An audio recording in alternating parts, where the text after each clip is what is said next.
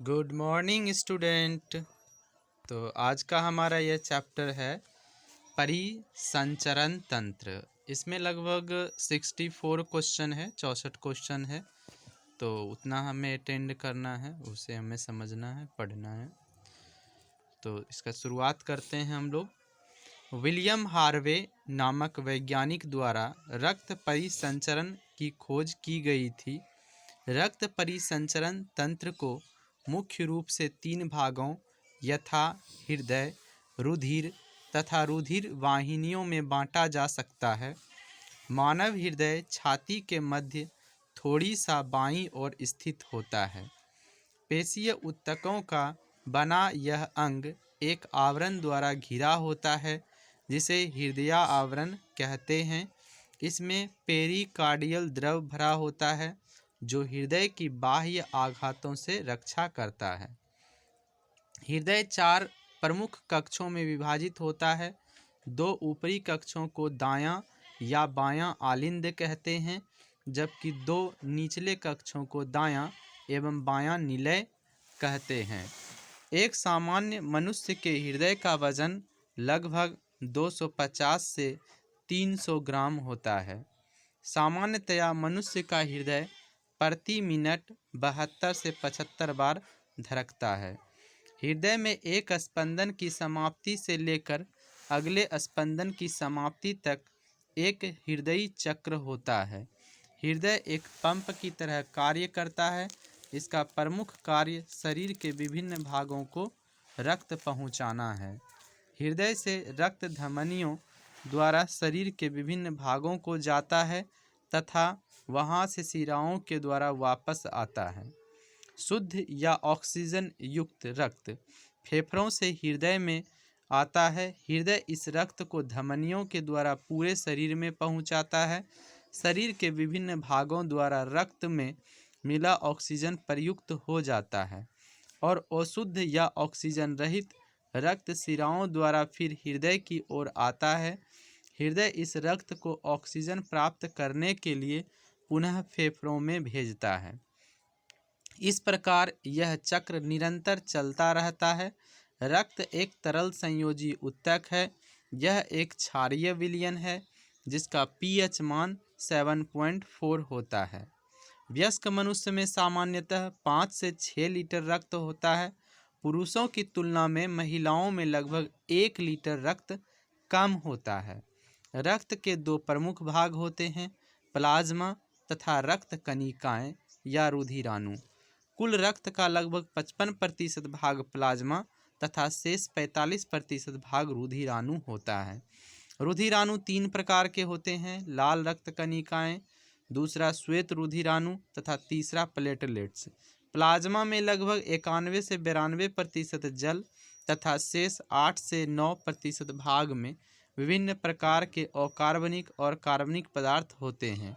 लाल रुधिराणु केवल कशेरुकियों के रुधिर में पाए जाते हैं और कुल रुधिर का लगभग 40% भाग बनाते हैं। रुधिराणु का लगभग 90% भाग लाल रुधिराणु होते हैं। इनमें हीमोग्लोबिन नामक प्रोटीन पाई जाती है। हीमोग्लोबिन ऑक्सीजन का परिवहन करता है।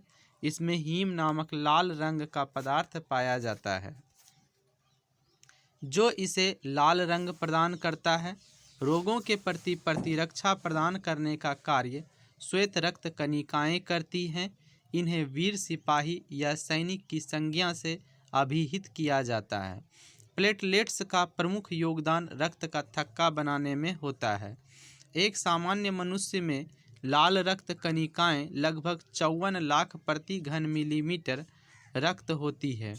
श्वेत रक्त कणिकाएं लगभग 5000 से 11000 प्रति घन मिलीमीटर रक्त होती हैं। इसमें सर्वाधिक संख्या में न्यूट्रोफिल्स कुल WBC का 60 से 70% तथा सबसे कम बेसोफिल्स होती है। आकार में सबसे बड़ी WBC मोनोसाइट्स हैं। प्लेटलेट्स की संख्या 1.5 लाख से 5 लाख प्रति घन मिलीलीटर रक्त होती है। ये फिगर का डायग्राम बना हुआ है जिसमें लेफ्ट में है आपका फुफ्फुस धमनी और राइट में है फुफ्फुस शिरा, और सॉरी ये लेफ्ट में है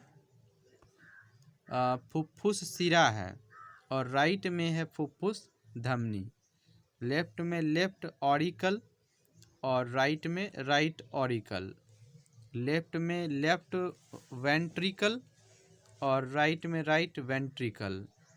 और यहाँ इसको जोड़ने वाला होता है मिट्रल वाल्व, लेफ्ट ऑरिकल से लेफ्ट वेंट्रिकल, जबकि राइट ऑरिकल से राइट वेंट्रिकल को जोड़ता है त्रिवलनी कपाट। फिर यहाँ इसको जोड़ता है महाधमनी शरीर के विभिन्न भाग से, और इस तरफ है राइट में है उच्च एवं निम्न महाशिरा है। ये हो गया मानव शरीर में रक्त प्रवाह का आरेखीय निरूपण। लाल रक्त कणिकाएं अस्थि मज्जा में विकसित होती हैं। इनका जीवन काल लगभग 120 दिनों का होता है।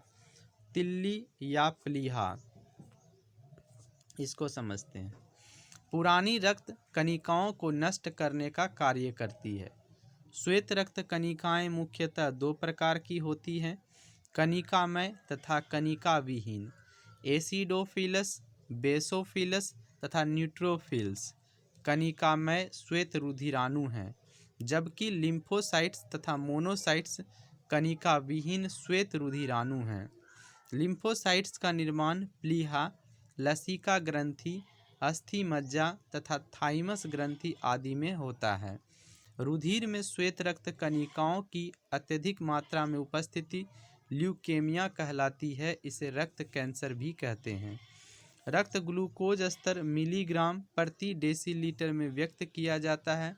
रक्त में ग्लूकोज की सामान्य मात्रा 100 मिलीग्राम प्रति डेसीलीटर होती है। रक्त ग्लूकोज के नियमन के लिए अग्न्याशय से इंसुलिन नामक हार्मोन का स्राव होता है। इस हार्मोन की कमी के कारण रक्त में ग्लूकोज की मात्रा अत्यधिक हो जाती है, जिससे मधुमेह रोग होने की संभावना बढ़ जाती है। तो मानव रुधिर में कितना क्या रहता है इसको देखते हैं। प्लाज्मा होता है 55% और रुधिराणु 45%। प्लाज्मा के 55% में 91% जल होगा और बाकी कार्बनिक पदार्थ और अकार्बनिक पदार्थ, जबकि रुधिराणु के 45% में क्या क्या होगा, प्लेटलेट्स, लाल रुधिराणु, श्वेत रुधिराणु। और ये श्वेत रुधिराणु के अंतर्गत और क्या होता है, कणिका विहीन श्वेत रुधिराणु यानी लिम्फोसाइट्स, मोनोसाइट्स। और कणिका में श्वेत रुधिराणु में क्या होगा, ईओसिनोफिलस और बेसोफिलस, न्यूट्रोफिलस। ये हो गया मानव रुधिर के घटक कि ब्लड में क्या क्या कितना पाया जाता है। ऑस्ट्रिया के जीव वैज्ञानिक एवं चिकित्सक कार्ल लैंड स्टीनर ने 4 रक्त समूहों ए, बी, ए बी तथा ओ की खोज की। बाद में लैंड स्टीनर एवं वीनर द्वारा रीसस बंदर के रक्त में आरएस फैक्टर की खोज की गई। लाल रक्त कणों में उपस्थित ग्लाइकोप्रोटीन के कारण रक्त में विभिन्नता पाई जाती है, जिसे एंटीजन या प्रतिजन कहते हैं। यह 2 प्रकार का होता है, एंटीजन ए तथा एंटीजन बी। एंटीजन की अनुपस्थिति में एक विशेष प्रकार की प्रोटीन प्लाज्मा में पाई जाती है, जिसे एंटीबॉडी या प्रतिरक्षी कहते हैं। यह 2 प्रकार का होता है, एंटीबॉडी ए तथा एंटीबॉडी बी। रुधिर वर्ग ए में एंटीजन ए वो एंटीबॉडी बी उपस्थित होता है, जबकि रुधिर वर्ग बी में एंटीजन बी वो एंटीबॉडी ए उपस्थित होता है। रुधिर वर्ग ए बी में एंटीजन ए वो बी दोनों उपस्थित होते हैं, परंतु एंटीबॉडी अनुपस्थित होता है। जबकि रुधिर वर्ग ओ में एंटीजन अनुपस्थित परंतु एंटीबॉडी ए वो बी दोनों उपस्थित होते हैं। रुधिर वर्ग ए बी को सर्वग्राही तथा रुधिर वर्ग ओ को सर्वदाता कहते हैं। किसी शरीर में बाहर से रक्त चढ़ाने में रक्त समूह का विशेष महत्व होता है, जिसे निम्न चार्ट के अनुसार चढ़ाया जा सकता है। अगर रक्तदाता समूह ए है तो क्या किसको मिलेगा और किसको नहीं मिलेगा। तो ए है तो ए को दे सकते हैं, बी को नहीं दे सकते हैं, ए बी को तो दे ही सकते हैं, ए बी सर्वग्राही होता है। ओ को नहीं दे सकते हैं, ओ तो सर्वदाता है। अगर रक्तदाता का समूह बी है तो ए को नहीं चढ़ा सकते हैं, बी को दे सकते हैं, ए बी को भी दे सकते हैं, ओ को नहीं दे सकते हैं। और अगर ए बी रहा तो ए को नहीं देंगे, बी को भी नहीं देंगे, तो ए बी को देंगे और ओ को नहीं देंगे। और अगर ओ है तो ए को देंगे, बी को देंगे, ए बी को देंगे और ओ को देंगे। इसलिए ओ को सर्वग्राही कहा जाता है। और ओ जो है सर्वदाता है, ए बी सर्वग्राही है। बर्नस्टीन 1924 के अनुसार ए बी ओ रुधिर वर्ग मनुष्य का एक आनुवांशिक लक्षण है। जनक के रुधिर वर्ग का उनके संतानों में प्रकटन निम्न चार्ट के अनुसार होता है। अगर माता पिता का रुधिर वर्ग ओ होगा, ओ क्रॉस ओ होगा, तो संभावना है कि बच्चे का जो ब्लड ग्रुप होगा वह ओ होगा। ए बी बिल्कुल भी नहीं होगा। और अगर माता पिता का रुधिर वर्ग ओ क्रॉस ए अगर ऐसा है या ए क्रॉस ए है, तो बच्चे का जो ब्लड ग्रुप होगा वह ओ या ए हो सकता है। बी और ए बी बिल्कुल भी नहीं होगा। अगर ओ क्रॉस बी है तो या बी क्रॉस बी है तो ओ बी हो सकता है, ए और ए बी बिल्कुल भी नहीं होगा। और अगर ए और बी है तो ओ हो सकता है, ए हो सकता है, बी हो सकता है, ए बी भी हो सकता है, यानी कि चारों ग्रुप में से कोई भी हो सकता है। अगर ओ क्रॉस ए बी रहा ब्लड ग्रुप माता पिता का तो ए या बी हो सकता है, ओ नहीं होगा, ए बी भी नहीं होगा। अगर ए क्रॉस ए बी हो या बी क्रॉस ए बी हो, A B cross A B हो तो ए हो सकता है, बी हो सकता है, ए बी हो सकता है और ओ बिल्कुल भी नहीं होगा। तो इसको आप एक बार अपने रफ कॉपी में लिख लेंगे तो ये ठीक से याद करें। एक स्वस्थ व्यक्ति का हृदय एक मिनट में औसतन कितने बार धड़कता है? 72 बार। एक स्वस्थ व्यक्ति के हृदय की धड़कन 1 मिनट में लगभग 72 से 75 बार होती है। वृद्धों में यह कम, जबकि बच्चों में यह सबसे ज़्यादा होती है। हमारा हृदय प्रति मिनट 5 से 6 लीटर रुधिर पंप करता है। हृदय में एक स्पंदन की समाप्ति से लेकर अगले स्पंदन की समाप्ति तक एक हृदयी चक्र होता है। हृदय कब आराम करता है? 2 धड़कनों के बीच। हृदय एक मांसल तंत्र है। सामान्यतया यह वयस्क मनुष्य में 72 से 75 बार प्रति मिनट धड़कता है। हृदय 2 धड़कनों के बीच आराम करता है। 2 संकुचनों के बीच का काल विश्राम अथवा शिथिलन काल कहलाता है। इसमें संकुचन के दौरान आगे बढ़ा हुआ रक्त जब धमनियों के रिक्त स्थान में प्रवेश कर पाता है, तब धमनी की दीवार और रक्त में संघर्ष होता है और रक्त का दबाव बढ़ जाता है। अतः हृदय के 2 संकुचनों के बीच धमनियों में जो रक्त भार रहता है उसे विश्रामकालीन रक्तचाप कहते हैं। निम्नलिखित में से कौन सा लक्षण हृदयाघात हार्ट अटैक से संबंधित नहीं है? टांगों में दर्द ये हृदयाघात से संबंधित नहीं है। तो संबंधित क्या है? सीने में दर्द, पसीना एवं जी मचलाना, बाह में दर्द एवं झंझनाहट। सीने में दर्द, पसीना एवं जी मचलाना, बाह में दर्द तथा झंझनाहट इत्यादि लक्षण हृदयाघात या हृदय रोग से संबंधित हैं, जबकि टांगों में दर्द होना हृदयाघात से संबंधित नहीं है। मोटापा, उच्च तनाव, धूम्रपान, स्थानबद्ध जीवन शैली, वसायुक्त आहार इत्यादि इस रोग के प्रमुख कारण होते हैं, जिसके उपचार हेतु रुधिर स्कंदन रोधी औषधियों का उपयोग किया जाता है। निम्न में से कौन कौन हृदयाघात के सटीक लक्षण हैं? 1, 2 और 4। जी मचलाना, तेज पसीना आना, सीने में तेज दर्द। हृदय में कितने कोष कक्ष होते हैं? 4।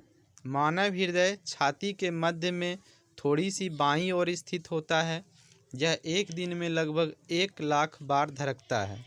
एक सामान्य मनुष्य का हृदय प्रति मिनट 72 से 75 बार धड़कता है। हृदय 4 प्रमुख कक्षों में विभाजित होता है।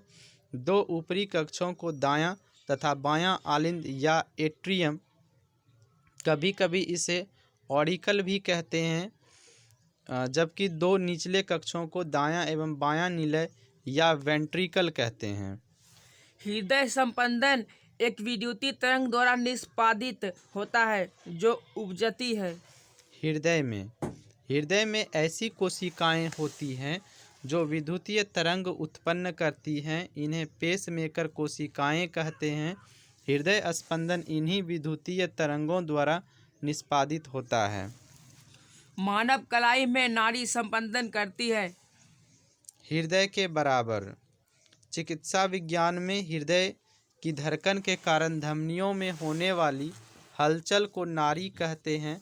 सामान्यतः नाड़ी स्पंदन की दर हृदय के धड़कन की दर के बराबर होती है। एक स्वस्थ वयस्क मनुष्य में रक्त का कुल परिमाप होता है। 5 से 6 लीटर। रक्त एक तरल संयोजी ऊतक है। यह रक्त वाहिनियों के अंदर विभिन्न अंगों में नियमित रूप से गतिशील रहता है। मनुष्य के शरीर में रक्त की मात्रा शरीर के भार का लगभग 7 से 8% होती है। अतः एक 70 किलोग्राम भार वाले स्वस्थ वयस्क मनुष्य के शरीर में लगभग 5 से 6 लीटर रक्त होता है, जो उसके संपूर्ण शरीर के भार का लगभग 1/13 भाग होता है। एक सामान्य 70 किलोग्राम भार वाले वयस्क मनुष्य में रक्त की कुल मात्रा होती है लगभग। तो अभी हमने पढ़ा था कि 5 से 6 लीटर होता है।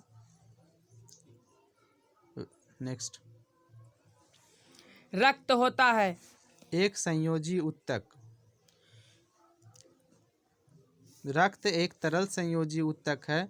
रक्त वाहिनियों में प्रवाहित होने वाला यह गाढ़ा, कुछ चिपचिपा लाल रंग का द्रव्य एक जीवित ऊतक है। हीमोग्लोबिन क्या है? मानव रक्त में पाया जाने वाला पदार्थ। हीमोग्लोबिन एक प्रोटीन है जो कि मानव रक्त में पाया जाता है तथा इसके रासायनिक संयोजन में ग्लोबिन नामक प्रोटीन हीम नामक लाल रंग के पदार्थ से जुड़ी रहती है। रुधिर का लाल रंग हीम के कारण ही होता है। हीम की वलय में केंद्रीय भाग लौह का होता है। एक सामान्य व्यक्ति में हीमोग्लोबिन की औसतन मात्रा 15 ग्राम 100 मिलीलीटर रुधिर होती है तथा यह शरीर में गैसों के परिवहन का कार्य करता है। रुधिर वर्णिका के संबंध में निम्नलिखित कथनों पर विचार कीजिए तथा नीचे दिए गए कूट से सही उत्तर चुनिए। इसमें लौह होता है। यह रक्त को लाल रंग प्रदान करता है। यह रक्त में ऑक्सीजन का वाहक है।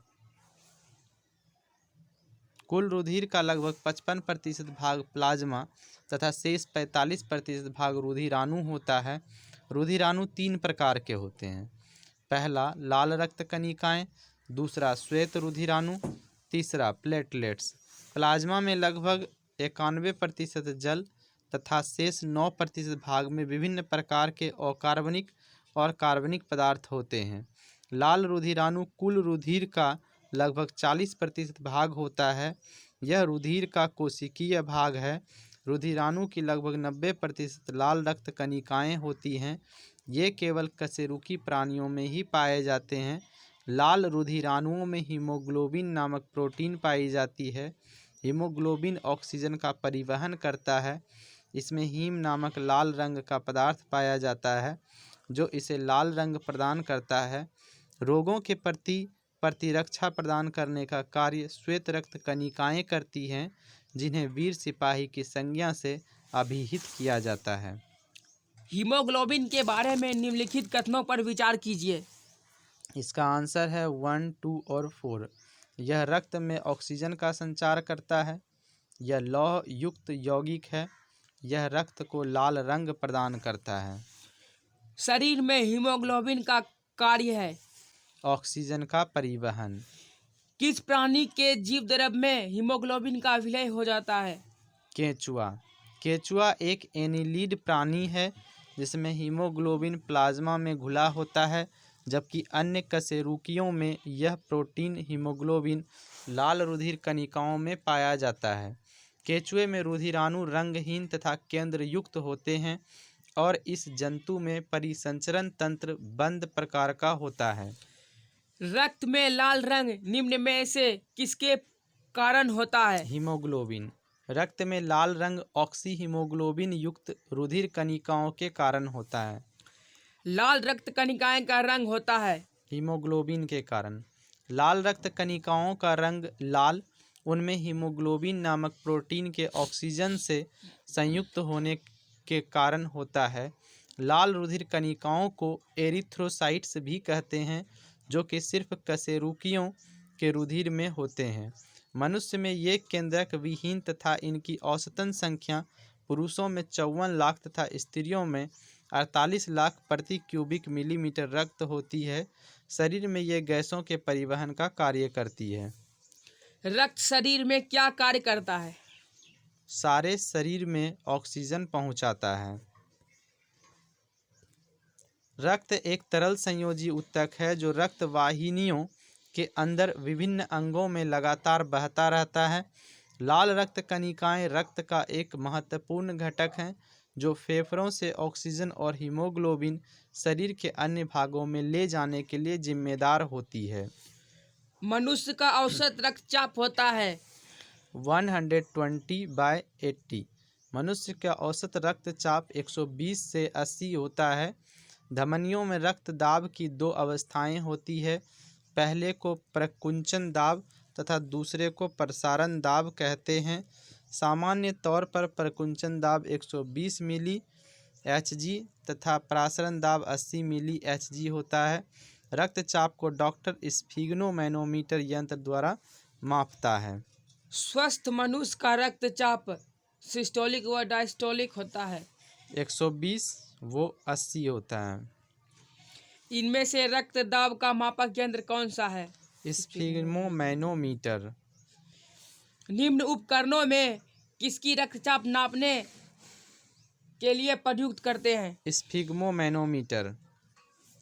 किसी व्यक्ति का रक्तचाप 140 mmHg है, तो इस उल्लेख में Hg से तात्पर्य है?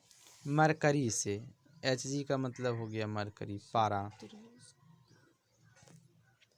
मनुष्य का औसत रक्तचाप 120/80 होता है। जब कोई डॉक्टर हमारा रक्तचाप नापता है तो वह वायुमंडलीय दाब के सापेक्ष होता है। यदि किसी व्यक्ति का रक्तचाप 140 मिलीमीटर एचजी है तो इसमें एचजी से तात्पर्य रासायनिक तत्व मरकरी अर्थात पारे से है। जब एक व्यक्ति वृद्ध होते जाता है तो सामान्यतया उसका रक्त का दाब बढ़ जाता है। उम्र के बढ़ने के साथ साथ मानव में रक्त दाब बढ़ जाता है। सामान्य रक्त दाब 120 से 80 होता है, किंतु इससे अधिक होने पर उच्च रक्त दाब, जबकि 120/80 से कम होने पर निम्न रक्त दाब हो जाता है। रक्त दाब को स्फिग्नोमैनोमीटर नामक यंत्र से मापते हैं। नीचे 4 व्यक्तियों के रक्त दाब का मान दिया है। तो इसका आंसर होगा डी, यानी कि श्री वाई ये ठीक है। 120/80। श्री वाई का रक्त दाब सामान्य है क्योंकि एक स्वस्थ वयस्क मानव का रक्त दाब लगभग 120/80 होता है, जिसमें प्रकुंचन दाब 120 मिलीमीटर एचजी है, जबकि प्रासरण या अनुशीतलन दाब 80 मिलीमीटर एचजी है। श्रीमती का रक्तचाप सामान्य से कम है, जबकि श्री और श्रीमती के रक्तचाप सामान्य से अधिक हैं। हमारे शरीर में रक्त का दाब होता है वायुमंडलीय दाब से अधिक। जब कोई डॉक्टर हमारा रक्तचाप नापता है तो वह वायुमंडलीय दाब के सापेक्ष होता है। उदाहरण के तौर पर यदि डॉक्टर द्वारा नापा गया रक्तचाप 120 मिलीमीटर एचजी है, इसका अर्थ यह है कि यह दाब वायुमंडलीय दाब से 120 मिलीमीटर एचजी अधिक है। रक्तचाप का मापन वायुमंडलीय दाब के सापेक्ष होता है, जबकि वायुमंडलीय दाब निर्वात के सापेक्ष मापा जाता है। अतः निर्वात के सापेक्ष रक्तचाप होगा 760 + 120 = 880 मिलीमीटर Hg। निम्न रक्त वर्ग सार्वत्रिक दाता यूनिवर्सल डोनर होता है। ओ होगा रक्त वर्ग ओ सार्वत्रिक दाता होता है क्योंकि इसमें कोई प्रतिजन नहीं होता है, अतः इसका रुधिर सभी वर्ग के व्यक्तियों को चढ़ाया जा सकता है। दूसरी ओर इस वर्ग के प्लाज्मा में दोनों प्रतिरक्षियों की उपस्थिति के कारण किसी भी अन्य वर्ग के व्यक्ति का रुधिर इस वर्ग के व्यक्तियों को नहीं चढ़ा सकते हैं। रक्त वर्ग ए भी सर्वग्राही होता है। मानव रक्तदान के लिए कौन सा रक्त समूह सार्वत्रिक दाता यूनिवर्सल डोनर होता है? ओ समूह। किस रक्त समूह की व्यक्ति सार्वभौमिक प्रदाता हो सकता है? ओ। अगला क्वेश्चन। अभिकथन ए बी रक्त समूह के लोग सार्वभौमिक प्राप्तकर्ता होते हैं। कारण आर रक्त समूह ए बी की लाल रक्त कोशिका में कोई एंटीजन नहीं होता एवं इसलिए इन्हें इन अन्य किसी रक्त समूह के साथ समूहन नहीं होता। ए सही है, आर गलत है। ए बी रक्त समूह के लोग सार्वभौमिक प्राप्तकर्ता होते हैं। ए बी रक्त समूह के लोग सार्वभौमिक प्राप्तकर्ता होते हैं क्योंकि इनमें एंटीजन ए और बी दोनों होते हैं तथा कोई एंटीबॉडी नहीं होता है, जिसके कारण एग्लूटिनेशन नहीं होता है। अतः ए बी रक्त वर्ग वाले व्यक्तियों को किसी भी रक्त वर्ग का रक्त दिया जा सकता है। वर्ग ए बी रक्त वाला व्यक्ति किसी ऐसे व्यक्ति का रक्त ले सकता है जिसका रक्त वर्ग डैश हो। कोई भी वर्ग, ए तो किसी का भी ले सकता है। ए बी रक्त वर्ग वाले व्यक्ति को कभी कभी सार्विक रक्त अदाता कहा जाता है क्योंकि उसके रक्त में प्रतिपिंड एंटीबॉडी का अभाव होता है। एक व्यक्ति जिसका एक रक्त समूह ए है सड़क दुर्घटना में गंभीर रूप से घायल हो जाता है तथा चिकित्सक रक्तदान की सलाह देते हैं। उसके संबंधियों को रक्त दान हेतु कहा जाता है जिनके रक्त समूह इस प्रकार पाए गए।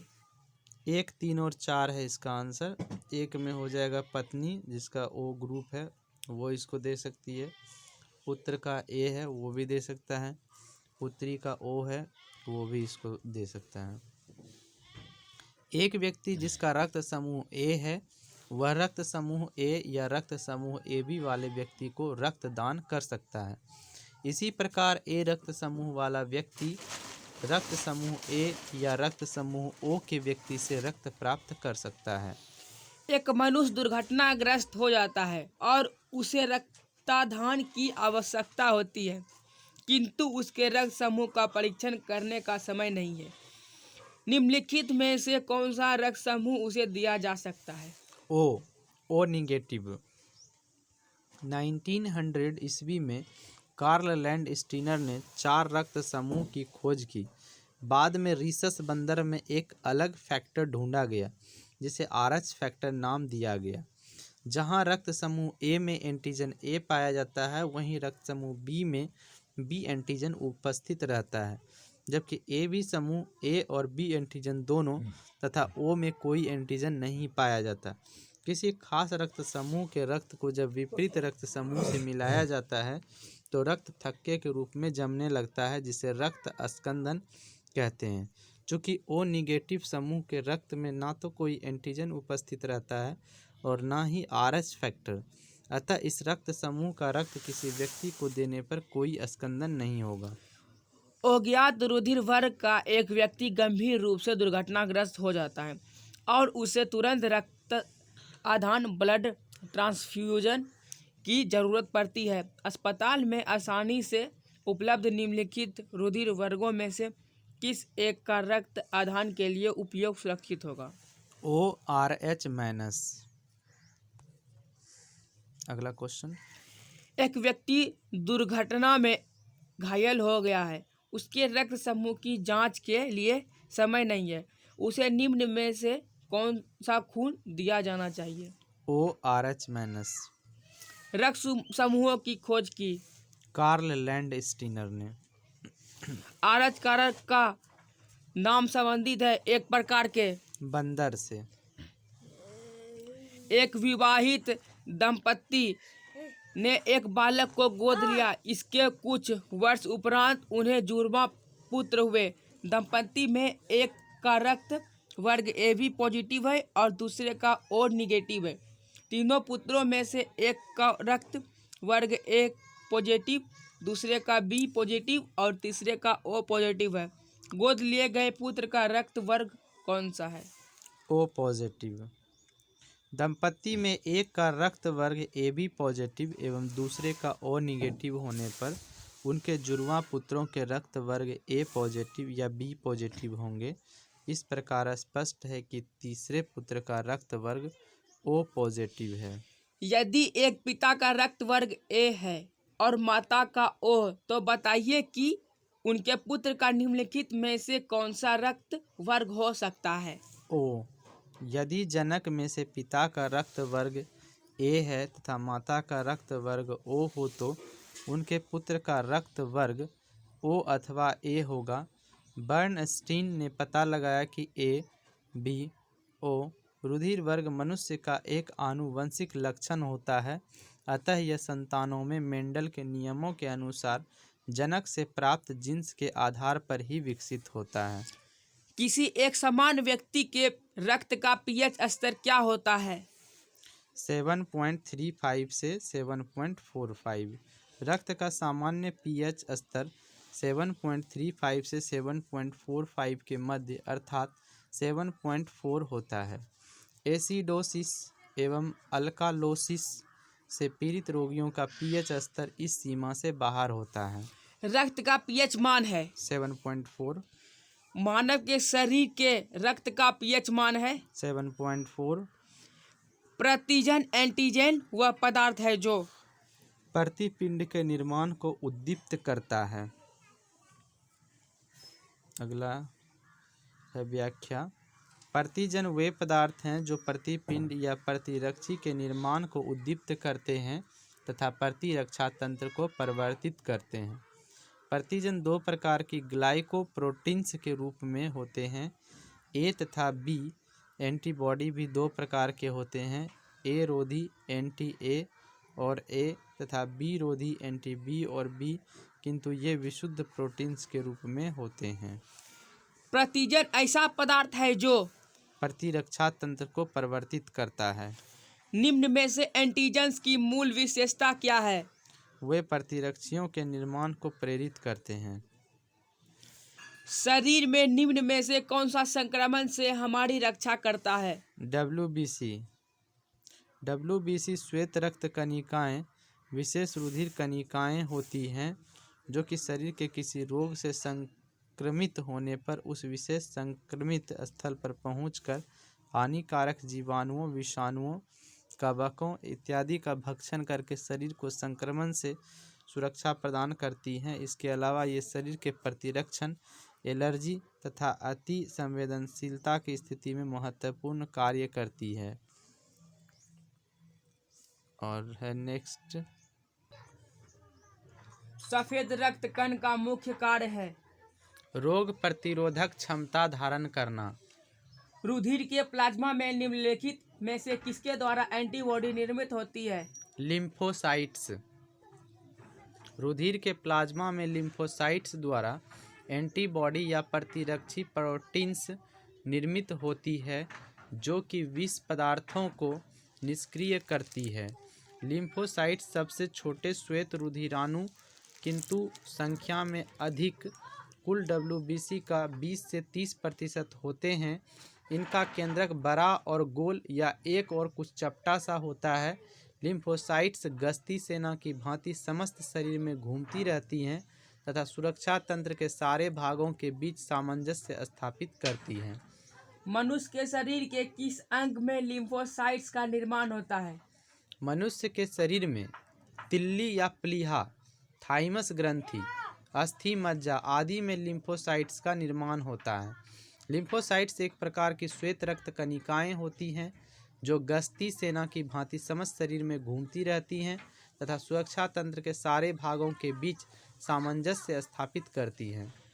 प्रतिरक्षा और संक्रामकता का सर्वाधिक संबंध है। लिम्फोसाइट्स से।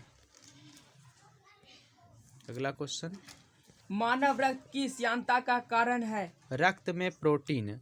मानव रक्त की श्यानता मुख्यतः प्लाज्मा में प्रोटीन, हीमाटोक्रिट, रक्त में लाल रुधिर कणिकाओं का आयतन प्रतिशत आदि पर निर्भर करती है। रक्त में श्वेत रुधिर कणिकाओं एवं प्लेटलेट्स बिंबाणु की उपस्थिति का उसकी श्यानता पर कोई खास प्रभाव नहीं पड़ता है। मानव के श्वेत रक्त कणों WBC का व्यास होता है लगभग 0.007 मिलीमीटर। श्वेत रक्त कण WBC प्रायः मनुष्यों में पाए जाते हैं। इनकी संख्या लाल रक्त कणों से कम होती है। ये दो प्रकार के होते हैं, कणिकामय तथा कणिका विहीन। श्वेत रक्त कण हमारे शरीर का प्रतिरक्षा तंत्र बनाते हैं। लिम्फोसाइट्स एक प्रकार की श्वेत रक्त कणिकाएं होती है जिनका व्यास लगभग 7 माइक्रोमीटर 0.007 मिलीमीटर होता है। रुधिर में श्वेत रक्त कणिकाओं की अत्यधिक मात्रा में उपस्थिति को रोग विज्ञान की भाषा में कहते हैं ल्यूकेमिया। ल्यूकेमिया को रक्त कैंसर कहते हैं जिसमें रुधिर में श्वेत रक्त कणिकाओं की संख्या आवश्यकता से अधिक बढ़ जाती है। लाल रक्त कणिकाएं मुख्यतया बनती है अस्थि मज्जा में। लाल रक्त कणिकाएं श्वसन अंगों से ऑक्सीजन लेकर इसे सारे शरीर में पहुंचाने का कार्य करती है।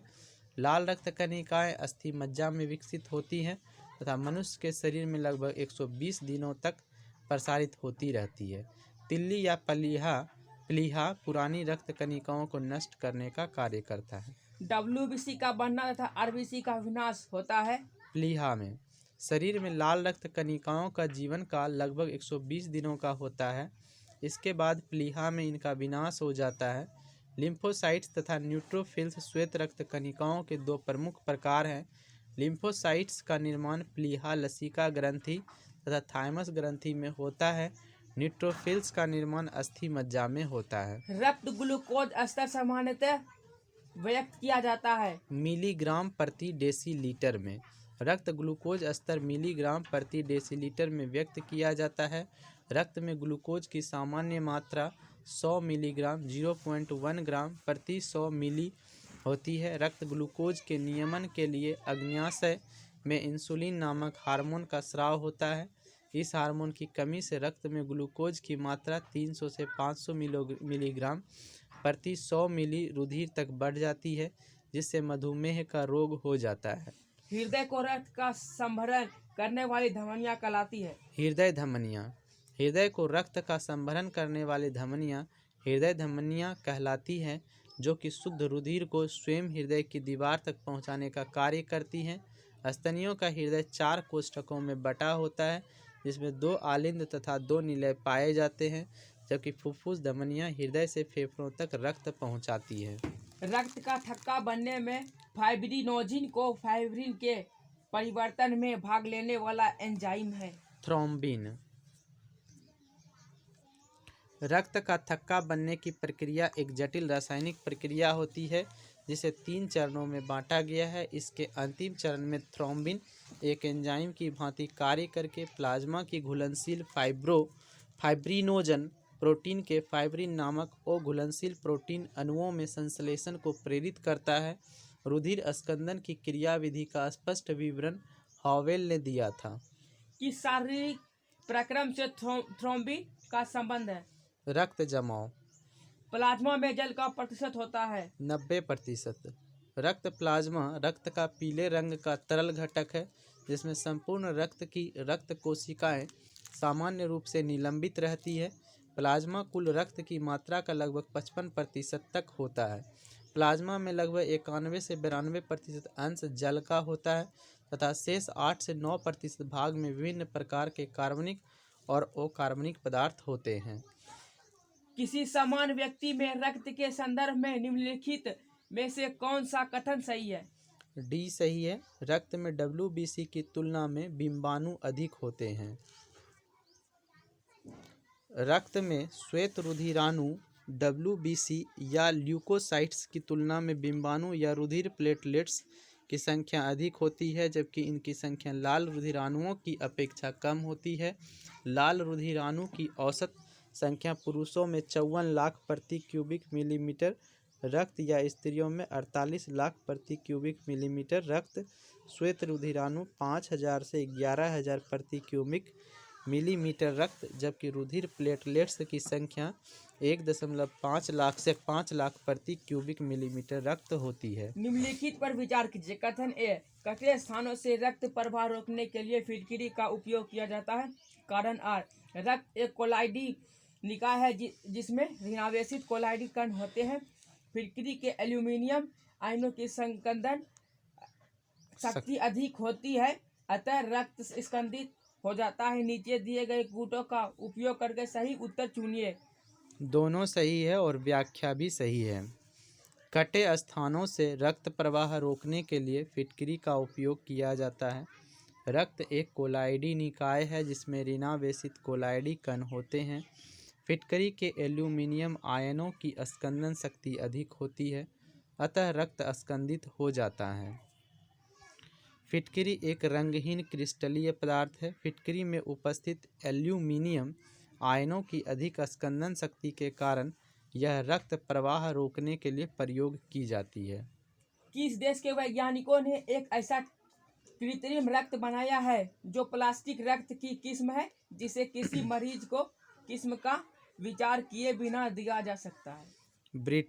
ब्रिटेन के शेफील्ड विश्वविद्यालय के वैज्ञानिकों ने कृत्रिम प्लास्टिक रक्त तैयार किया है जिसे आपात स्थिति में खून के विकल्प के रूप में इस्तेमाल किया जा सकता है। यह कृत्रिम रक्त हल्का है और इसे ठंडी जगह में भी रखने की ज़रूरत नहीं है, साथ ही यह लंबे समय तक खराब नहीं होता।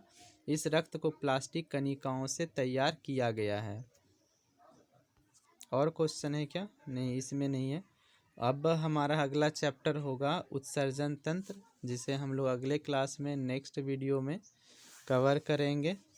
तो I hope you will getting well. तो ठीक है, मिलते हैं नेक्स्ट वीडियो में। धन्यवाद।